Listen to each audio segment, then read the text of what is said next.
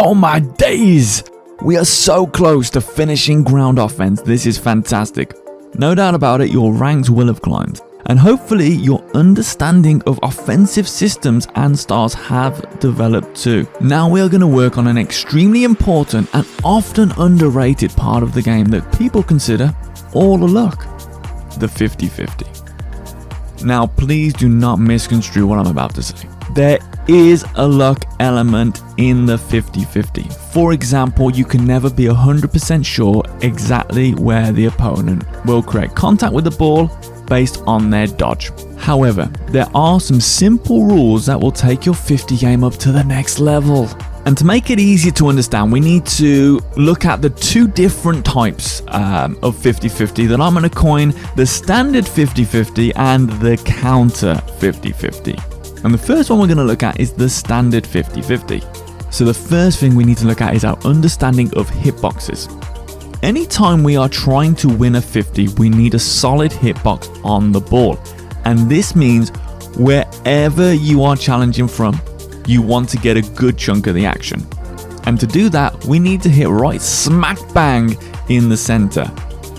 This will allow more force behind the ball from where we are, and if the opponent gets a weaker hitbox from the opposite angle, then you will win the 50. And this is basically what you get when you do kickoffs. Although there is much more to do with it, such as goal angle and stuff like that. We'll do an episode on kickoffs in the future, but that is sort of the basics of it. Okay, great. So you both hit the ball from a solid position from where you are at similar times. So who wins? Well, for the standard 50-50, it's the person who has the most force moving through the object. For example, in this situation, if you both hit the ball in a similar fashion, one at supersonic speed and one at normal speed, the supersonic speed car should win the 50-50, as they will push back the car that is not going supersonic. But what if you're both supersonic? Well, in this situation, it's the person whose flip goes through the ball.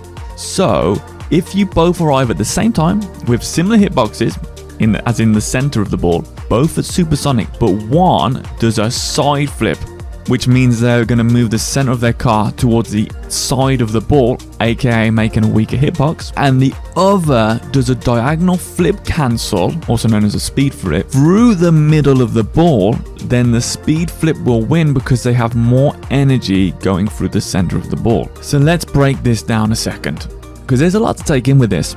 So for a perfectly even 50-50 from similar positions at the same time, the player with the stronger central hitbox with the most speed and who dodges through the ball will win. If not, if they both do exactly the same, the ball will die and both players will be at the same position. Oh, okay, Dave, great. So as long as I'm fast and I hit the middle of the ball, I'll win all 50-50s. Well, no. Because winning a 50-50 is more than just pushing the ball where you want it. It's more to do with pushing the ball where you need. And this is a trap a lot of people fall into, and it's a bit of an introduction to positioning, I suppose. You rarely ever want to challenge the ball when you are heading back to your own net. Just because even if you win the weird 50-50, your energy is going back towards your net, and therefore you're going to put yourself in a compromised position. And this is a similar situation when you 50-50 from the outside position. Let's say there's an invisible line down the middle of the pitch. You know what? Let's make it visible for this. Now, if you challenge from furthest away from this now visible line with a solid hitbox looking to push the ball towards the net, and the other player comes from their front post, the majority of the time it will favor them on the standard 50 because they are coming from a smarter angle, and the smartest angle is the one that protects your net, so not from the side walls or the corners. So what happens in this situation is the ball will pop into the empty space when two players don't challenge from directly opposite positions. So the smartest positional player in this situation, where two players hit the ball at the same time with everything perfect, all the checkboxes are ticked, it is then the smartest position player that wins because they will take that 50 into the open space. And this is so powerful that even if you are challenging from a strong position against to a player challenging from a bad position, but they're at supersonic and you are not, but you arrive at the same time, you are still in a good spot to win the 50. So let's put together the areas of importance for the standard 50-50. 1. Challenge from a smart angle, inside position versus outside position. 2. Hit the center. 3. Dodge through the ball. 4. Be supersonic. So, that's pretty cool, but what about the counter 50? What were you on about when you were banging on about this counter 50? Well, the counter 50 is a whole different kind of 50, and it's now not about arriving at the same time with tons of energy, it's actually about creating a gap, a safety cushion. And this is all about knowing where the player is going to play the ball.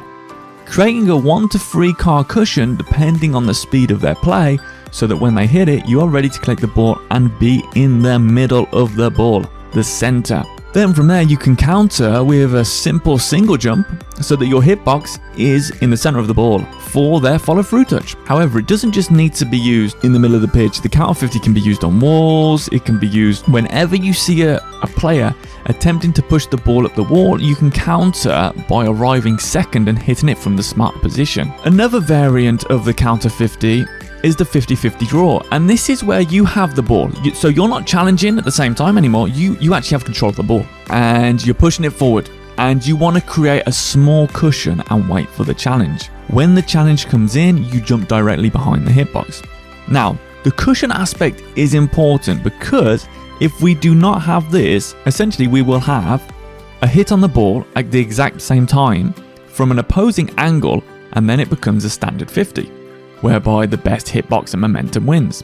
So the gap allows the ball to be pushed away from the player, then we jump kill the momentum with our car without having to be pushed back by the opponent's car flipping through the ball. So now we understand the 50s, we can branch out to create fakes based on the 50s, and one of my favorites is the up the wall dunk counter.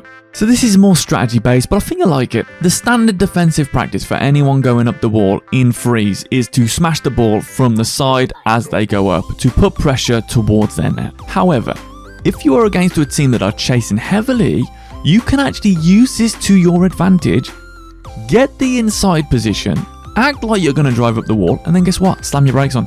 This will cause the player to go flying and give you a chance to put them in the danger zone. A super strat of this would be to use the fake to take one player out, start pushing the ball into the center, leave the ball, go for a demo. If this was freeze, it would be good, but if this was twos, you've just provided an open net. Now this is just one example, but there's loads of ways to use this, but I just wanted to share one right out the gate with you. Another strong variant of a 50 is something I've been playing around with. It's a 50 fake. It's the power shot fake, whereby the opponent uses not only the visual cue, but the audio cue. So often to fake the power shot, people do backflips or one individual flip, but what I've started doing is stalling after the first jump. This creates a sound of 2 jumps. So it just sells that you're going to do the shot even more. But even more importantly, it keeps your car directly behind the hitbox of the ball so you can just push it in. Anyway, let's have a look at the cliff notes for the counter 50. 1. Read the ball to hit it from the center position on the second touch. 2. Create a cushion so you don't get pushed back. 3. Counter the challenge from the opposite position as opposed to the inside position. This can actually be done on the outside position too if the opponent is coming at you. I hope this helps the understanding, guys. But to prove you've watched this video, DM me on Discord with the 7 cliff notes to get the dark grey belt roll. Have good fun with this, guys. Look after yourselves, and as always, peace.